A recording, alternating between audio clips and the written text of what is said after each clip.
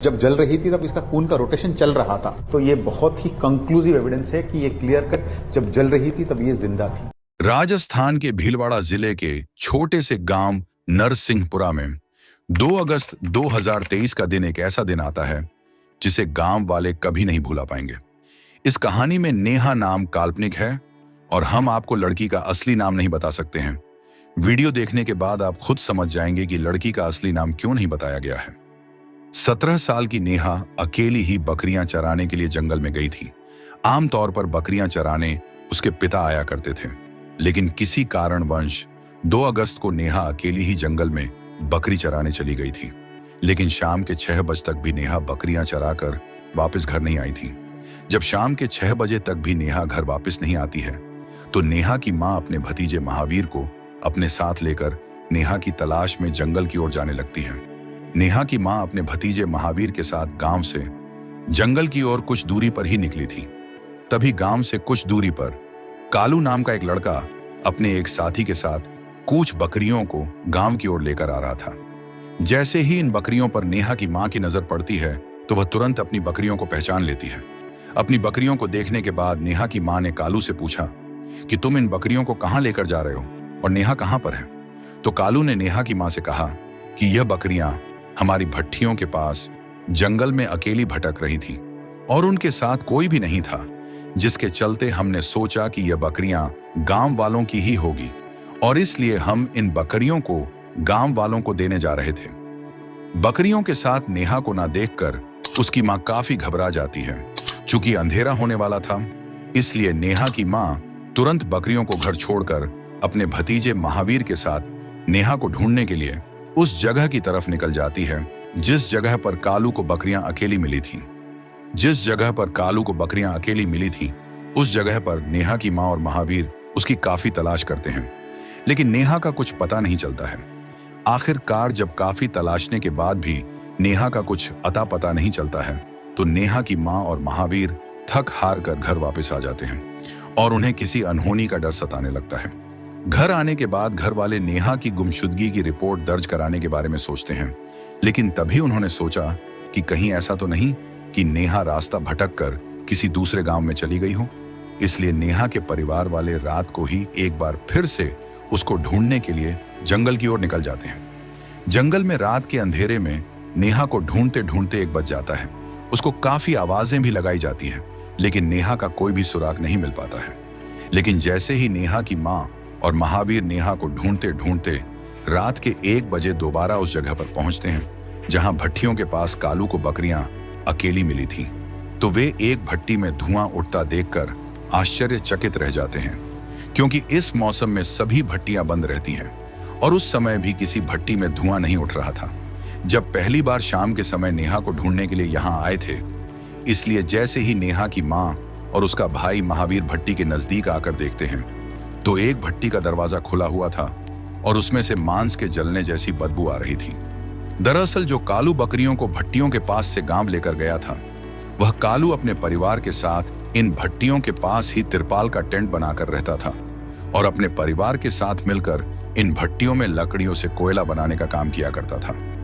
चूंकि भट्टी में धुआं उठ रहा था और उसमें से मांस के जलने जैसी बदबू भी आ रही थी, इसलिए महावीर कालू को आवाज लगाकर उसे भट्टी के पास बुलाता है और पूछता है कि भट्टी में क्या जल रहा है। तो कालू ने महावीर से कहा कि यह भट्टी मेरी नहीं, यह भट्टी तो संजय की है। शायद इसमें कोई जानवर कूद गया होगा और यह बदबू उसके जलने की ही आ रही होगी। इतना कहने के बाद कालू भट्टियों के पास बने अपने टेंट में चला जाता है, लेकिन नेहा के घर वालों को किसी अनहोनी का डर सता रहा था।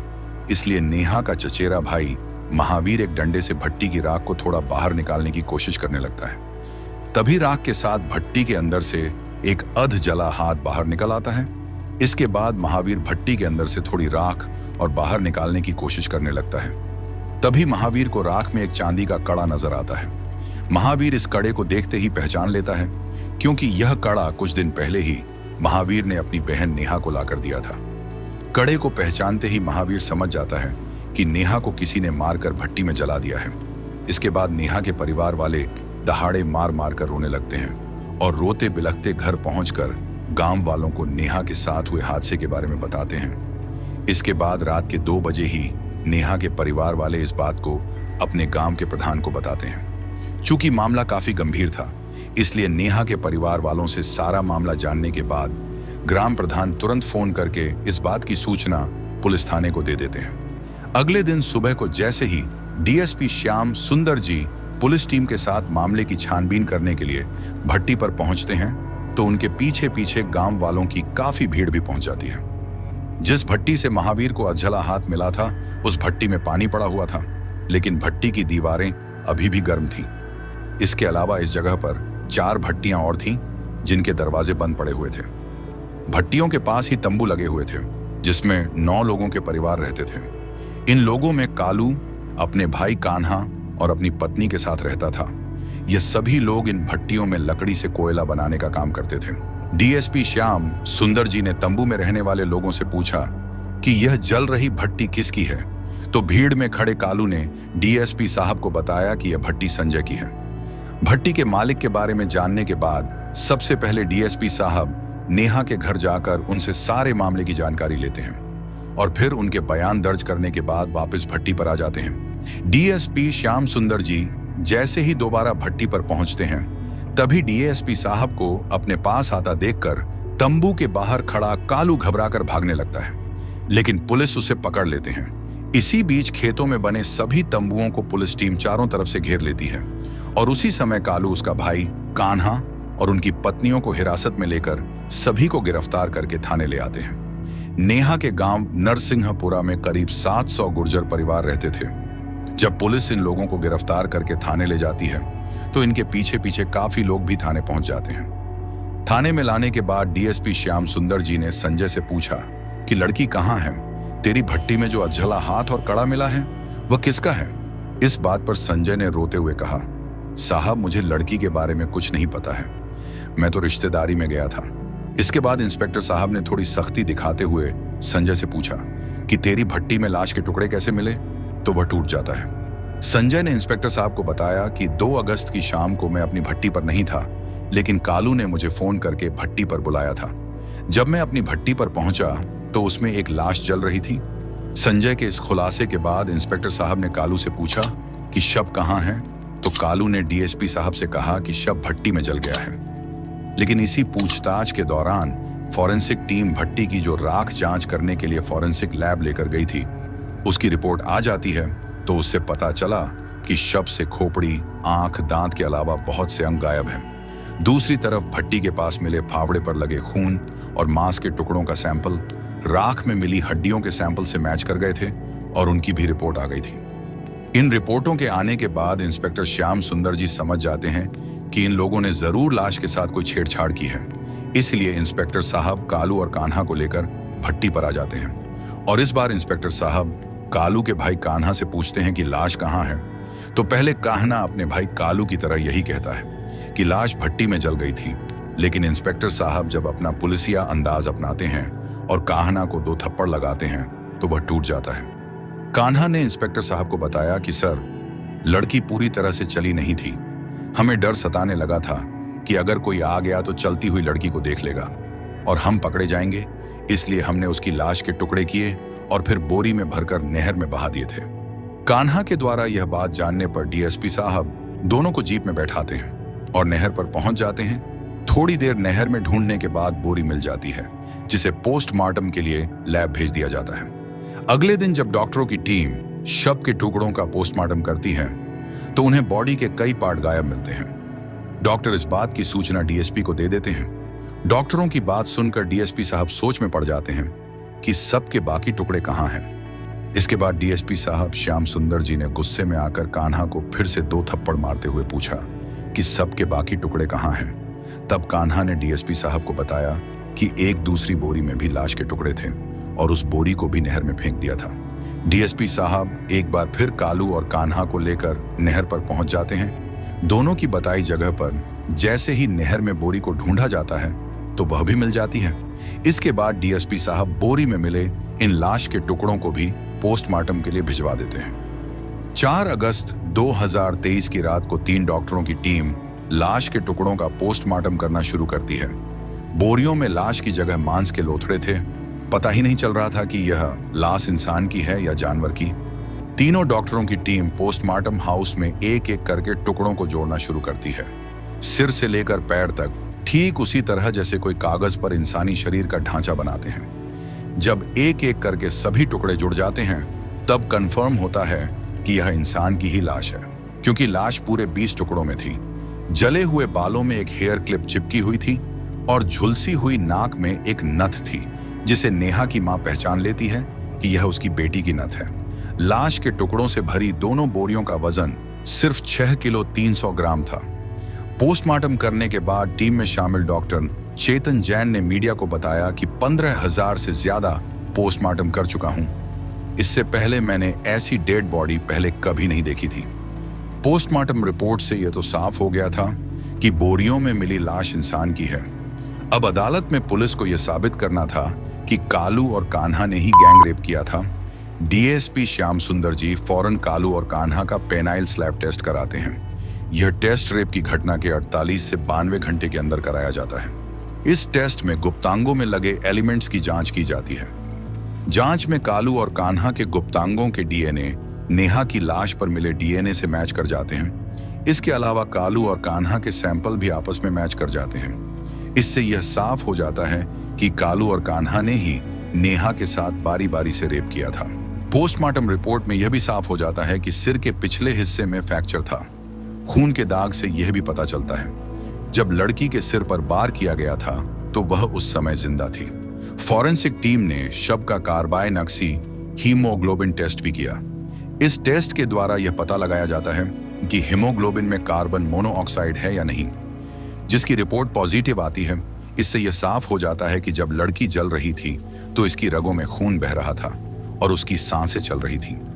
जब फॉरेंसिक जांच और पोस्टमार्टम रिपोर्ट से यह साबित हो जाता है कि कालू और कान्हा ने ही नेहा के साथ दरिंदगी की थी, इसके बाद कालू और कान्हा अपने मुंह से इंस्पेक्टर साहब को बताना शुरू करते हैं कि उन्होंने 2 अगस्त 2023 को किस प्रकार नेहा के साथ इस दरिंदगी की घटना को अंजाम दिया था। दरअसल जब 2 अगस्त 2023 के दिन नेहा अकेली बकरी चराने आई थी, तो उस दिन नेहा के पापा ने कालू से कहा था कि मैं अपने किसी रिश्तेदार के यहाँ जा रहा हूँ, इसलिए आज नेहा अकेली ही बकरियों को चराएगी और तुम उसका ध्यान रखना। कालू को नेहा की जिम्मेदारी देकर वे अपनी रिश्तेदारी में चले गए थे, लेकिन उनके जाने के बाद 5.5 फीट लंबी 17 साल की खूबसूरत नेहा को देखकर कालू की नीयत खराब हो जाती है।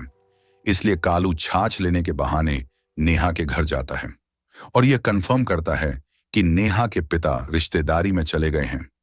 जब कालू को कंफर्म हो जाता है कि नेहा के पापा अपनी रिश्तेदारी में चले गए हैं, तो वह छाछ लेकर वापस खेतों पर अपने तंबू में आ जाता है। कालू को पता चल चुका था कि आज नेहा अकेली ही बकरी चराएगी, इसलिए जब जंगल में दूर दूर तक कोई नजर नहीं आता है, तो कालू मौका देखकर नेहा को पकड़ लेता है और उसकी चुनरी से उसका मुंह बांधकर एक सुनसान जगह पर ले जाकर उसका रेप करने लगता है। कालू से अपने आप को बचाने के लिए नेहा काफी कोशिश करती है, लेकिन नाकामयाब रहती है। तभी थोड़ी देर बाद आवाज सुनकर कालू का भाई कान्हा भी वहां पहुंच जाता है और फिर कान्हा भी नेहा के साथ रेप करता है। जिस दौरान कान्हा नेहा का रेप कर रहा था, तो उस समय कालू खड़ा होकर देखता रहता है कि कोई आ तो नहीं रहा है। कान्हा के रेप करने के बाद कालू फिर से नेहा का रेप करता है। इसके बाद नेहा लगभग बेहोश हो जाती है। थोड़ी देर बाद जब नेहा को होश आता है, तो कालू नेहा को धमकी देते हुए कहता है कि अगर किसी को कुछ बताया तो जान से मार दूंगा। लेकिन नेहा बिना डरे बस एक ही बात की रट लगाए जा रही थी कि मैं यह सब कुछ अपने पापा को बताऊंगी। नेहा की बातों से कालू और उसका भाई कान्हा इतने ज्यादा डर जाते हैं कि उन्हें कुछ समझ में नहीं आता कि अब क्या करें। इसके बाद मौका देखकर जैसे ही नेहा भागने की कोशिश करती है, तभी कान्हा एक डंडे से नेहा के सिर पर पीछे से जोरदार प्रहार कर देता है। सिर पर डंडा लगते ही नेहा जमीन पर गिर जाती है और तड़पने लगती है। इसके बाद दर्द से तड़पती हुई नेहा को कालू और कान्हा घसीटते हुए अपने तंबू में ले जाते हैं। दोनों जैसे ही नेहा को लेकर तंबू में जाते हैं, तो कालू की बीवी बेहोशी की हालत में नेहा को देखकर घबरा जाती है। कालू की बीवी ने उनसे पूछा कि इसको क्यों मारा है, तो इस पर कालू ने अपनी बीवी को डांटते हुए कहा कि यह पूछने का समय नहीं है, जल्दी से यह बताओ कि इस लाश को कैसे ठिकाने लगाना है। अपने पति को बचाने के लिए कालू की बीवी ने कहा कि इसको भट्टी में डालकर आग लगा देते हैं। नेहा को भट्टी में डालकर जलाने का प्लान बनाने के बाद कालू अपने भाई कान्हा और अपनी बीवी के साथ मिलकर पहले भट्टी में लकड़ी भर देता है और फिर लकड़ियों के ऊपर बेहोशी की हालत में ही नेहा को रखकर फिर भट्टी में पेट्रोल छिड़क कर आग लगाने के बाद भट्टी का दरवाजा बंद कर देता है। इसके बाद शाम के लगभग 7 बजे यानी नेहा को भट्टी में डालने के 3 घंटे बाद जब कालू भट्टी का दरवाजा खोलकर देखता है तो 40 से 45 किलो की नेहा का शरीर पूरी तरह जल नहीं पाया था, बल्कि उसका शरीर अब 10 किलो के एक मांस के लोथड़े में बदल चुका था। जब नेहा का शव पूरी तरह से जल नहीं पाता है तो शव के लोथड़े को देखकर कालू और कान्हा को भेद खुल जाने का डर सताने लगता है। इसके बाद कालू कुछ लोगों को फोन करता है और फिर कुछ देर बाद ही संजय सहित 6 और लोग भट्टी पर आ जाते हैं और फिर सभी मिलकर बचे हुए शव के लोथड़े को ठिकाने लगाने की योजना बनाने लगते हैं। शव के लोथड़े से उस समय धुआं निकल रहा था, इसलिए यह लोग पहले भट्टी में पानी डालकर उसे ठंडा करते हैं और फिर शव के लोथड़े को भट्टी से बाहर निकाल लेते हैं। इसके बाद उस बचे हुए शव के लोथड़े के फावड़े से 20 टुकड़े कर देते हैं। सबके 20 टुकड़े करने के बाद इन टुकड़ों को 2 बोरियों में भरकर 4 किलोमीटर दूर एक नहर में फेंक देते हैं। सबके टुकड़ों को ठिकाने लगाने के बाद सभी लोग अपने अपने तंबुओं में इस उम्मीद के साथ आकर सो जाते हैं कि शव को पूरी तरह से ठिकाने लगा दिया है और अब किसी को भी कुछ पता नहीं चलेगा। लेकिन रात के 1 बजे नेहा की माँ और उसका चचेरा भाई महावीर उसे ढूंढते हुए जंगल में पहुंच जाते हैं और भट्टी से निकलता हुआ धुआं उनका सारा भेद खोल देता है। दोनों भाइयों के कबूलनामे और सभी सबूतों को आधार बनाते हुए भीलवाड़ा पोस्को कोर्ट में दोनों भाई कालू और कान्हा समेत कुल 9 लोगों के खिलाफ गैंगरेप के बाद लड़की को जिंदा जलाने और सबूत मिटाने का मुकदमा शुरू किया जाता है। नेहा के परिवार की तरफ से उनके वकील नेहा का पक्ष रखते हुए जज साहब के सामने अदालत में सारे सबूत दिखाते हुए 4 पन्नों की चार्ज शीट कोर्ट में पेश करते हैं और दलील देते हैं कि माय लॉर्ड ये दरिंदे समाज में जिंदा रहने लायक नहीं है। अगर ये बच गए तो फिर से किसी न किसी को अपना शिकार बना सकते हैं, इसलिए इन्हें मौत की सजा दी जानी चाहिए। इतना ही नहीं, पेट्रोल वाले ने भी अदालत में गवाही दी कि कालू और कान्हा ने घटना के कुछ दिन पहले ही एक बोतल में पेट्रोल भरवाया था। इसके बाद भीलवाड़ा पास्को कोर्ट में 9 महीने तक यह केस चलता है। इस दौरान 43 गवाह भी पेश किए जाते हैं। केस की पूरी सुनवाई होने के बाद 18 मई 2024 को भीलवाड़ा पोस्को कोर्ट के जज अनिल कुमार गुप्ता बचाव पक्ष की सभी दलीलों को निराधार मानते हुए, पुलिस जांच, फोरेंसिक रिपोर्ट और गवाहों के बयानों को सही मानते हुए 100 पन्नों के जजमेंट में फैसला सुनाते हुए कहते हैं कि कालू और कान्हा ने ही लड़की के साथ गैंगरेप किया था और टिप्पणी करते हुए कहते हैं कि भट्टी में डालने से पहले लड़की जिंदा थी और यह कल्पना करना बहुत ही मुश्किल है कि बेबस लड़की भट्टी में किस कदर तड़प रही होगी। हमारे शरीर में अगर कहीं थोड़ी सी भी आग छू जाती है तो हम चीखने लगते हैं। अगर ये बच गए तो समाज में गलत संदेश जाएगा। जिस इंसान को एक पिता ने बेटी का ध्यान रखने के लिए कहा था, उसी ने रेप करके निर्गम तरीके से उसकी हत्या कर दी। फैसला सुनाते हुए जज साहब कहते हैं कि इन दोनों को जीने का कोई हक नहीं है और दोनों को मरते दम तक फांसी के फंदे पर लटकाए जाने की सजा दी जाती है। लेकिन सबूतों के अभाव में कोर्ट को कालू और कान्हा की बीवियों और संजय समेत 7 लोगों को सबूतों के अभाव में बरी करना पड़ता है। फिलहाल कालू और कान्हा जयपुर सेंट्रल जेल में बंद है और यह समय ही बताएगा कि कालू और कान्हा को फांसी के फंदे पर कब लटकाया जाएगा या फिर उनकी सजा को उम्र कैद में बदल दिया जाएगा। दोस्तों, आप इस घटना के बारे में क्या कहना चाहोगे और इन दोनों शैतानों को क्या सजा मिलनी चाहिए?